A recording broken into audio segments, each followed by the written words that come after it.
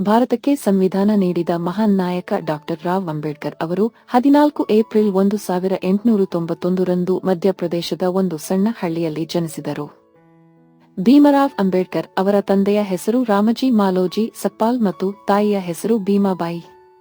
ತಂದೆ ತಾಯಿಯ 14ನೆಯ ಮಗುವಾಗಿ ಜನಿಸಿದ ಭೀಮರಾವ್ ಅಂಬೇಡ್ಕರ್ ಹುಟ್ಟು ಮೇಧಾವಿ. ಭೀಮರಾವ್ ಅಂಬೇಡ್ಕರ್ ಅವರು ಮಹಾರ್ ಜಾತಿಯಲ್ಲಿ ಜನಿಸಿದರು. ಇದನ್ನು ಜನರು ಅಸ್ಪೃಶ್ಯ ಮತ್ತು ಅತ್ಯಂತ ಕೆಳವರ್ಗವೆಂದು ಪರಿಗಣಿಸಿದ್ದಾರೆ. ಬಾಲ್ಯದಲ್ಲಿ ಭೀಮರಾವ್ ಅಂಬೇಡ್ಕರ್ ಕುಟುಂಬವು ಸಾಮಾಜಿಕವಾಗಿ ಮತ್ತು ಆರ್ಥಿಕವಾಗಿ ಆಳವಾದ ತಾರತಮ್ಯವನ್ನು ಹೊಂದಿತ್ತು. ಭೀಮರಾವ್ ಅಂಬೇಡ್ಕರ್ ಅವರ ಬಾಲ್ಯದ ಹೆಸರು ರಾಮ್ಜಿ ಸಕ್ಪಾಲ್.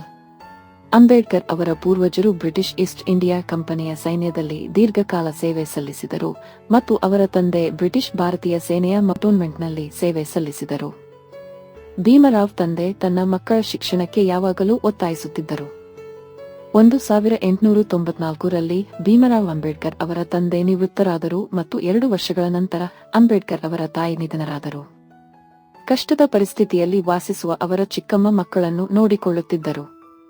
ರಾಮ್ಜಿ ಸಕ್ಪಾಲ್ ಅವರ 3 ಪುತ್ರರಾದ ಬಲರಾಮ್, ಆನಂದರಾವ್ ಮತ್ತು ಭೀಮರಾವ್ ಮತ್ತು 2 ಪುತ್ರಿಯರಾದ ಮಂಜುಳಾ ಮತ್ತು ತುಲಸಾ ಈ ಕಷ್ಟಕರ ಪರಿಸ್ಥಿತಿಗಳಿಂದ ಬದುಕುಳಿದರು. ಅಕ್ಕ ತಂಗಿಯರಲ್ಲಿ ಅಂಬೇಡ್ಕರ್ ಮಾತ್ರ ಶಾಲಾ ಪರೀಕ್ಷೆಯಲ್ಲಿ ತೇರ್ಗಡೆಯಾಗಿ ಆ ನಂತರ ದೊಡ್ಡ ಶಾಲೆಗೆ ಹೋಗುವಲ್ಲಿ ಯಶಸ್ವಿಯಾಗಿದ್ದರು.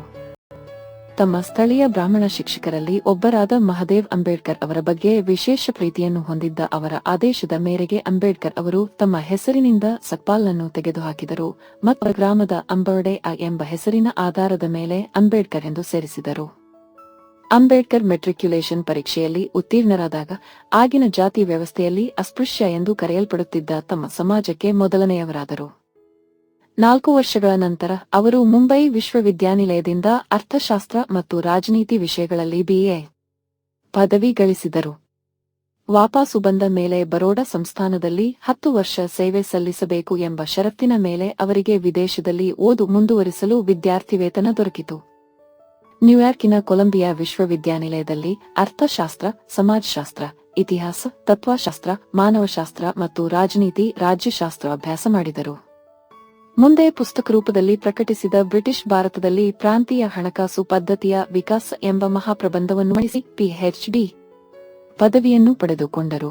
ಇಂಡಿಪೆಂಡೆಂಟ್ ಲೇಬರ್ ಪಾರ್ಟಿ ಸ್ಥಾಪಿಸಿ ಭಾರತ ಸರ್ಕಾರದ ಕಾಯ್ದೆಯ ಪ್ರಕಾರ ನಡೆಸಲ್ಪಟ್ಟ ಪ್ರಾಂತೀಯ ಚುನಾವಣೆಗಳಲ್ಲಿ ಭಾಗವಹಿಸಿದರು.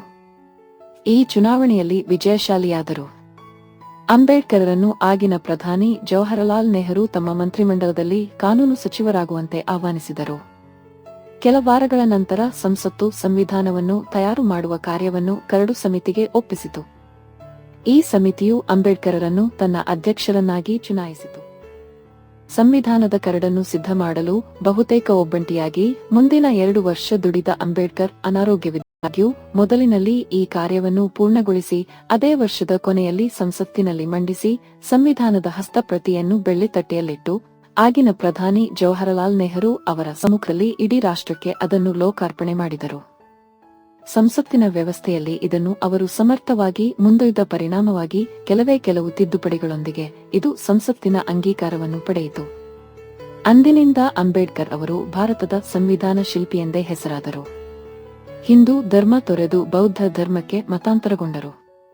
ಅಂಬೇಡ್ಕರ್ ಅವರು ಅಕ್ಟೋಬರ್ 14, 1956ರಂದು ನಾಗಪುರದಲ್ಲಿ ತಮ್ಮ ಮತ್ತು ತಮ್ಮ ಬೆಂಬಲಿಗರಿಗಾಗಿ ಔಪಚಾರಿಕ ಸಾರ್ವಜನಿಕ ಸಮಾರಂಭವನ್ನು ಆಯೋಜಿಸಿದರು.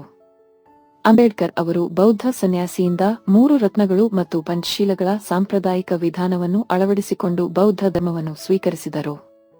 ಅಂಬೇಡ್ಕರ್ ಅವರು 1948ರಿಂದ ಮಧುಮೇಹದಿಂದ ಬಳಲುತ್ತಿದ್ದರು. ಜೂನ್ನಿಂದ ಅಕ್ಟೋಬರ್ 1954ವರೆಗೆ ಅವರು ತುಂಬಾ ಅನಾರೋಗ್ಯದಿಂದ ಬಳಲುತ್ತಿದ್ದರು. ಈ ಸಮಯದಲ್ಲಿ ಅವರು ಕ್ಲಿನಿಕಲ್ ಖಿನ್ನತೆಯಿಂದ ಬಳಲುತ್ತಿದ್ದರು ಮತ್ತು ದೃಷ್ಟಿ ಹದಗೆಡುತ್ತಿದ್ದರು. ಅಂಬೇಡ್ಕರ್ ಅವರು ಡಿಸೆಂಬರ್ 6, 1956ರಂದು ನಿಧನರಾದರು. ಸದ್ಯಕ್ಕೆ ಅವರು ನೆನಪು ಮಾತ್ರ ಎಂದೆಂದು ಸಂವಿಧಾನ ಶಿಲ್ಪಿ ಅಮರ.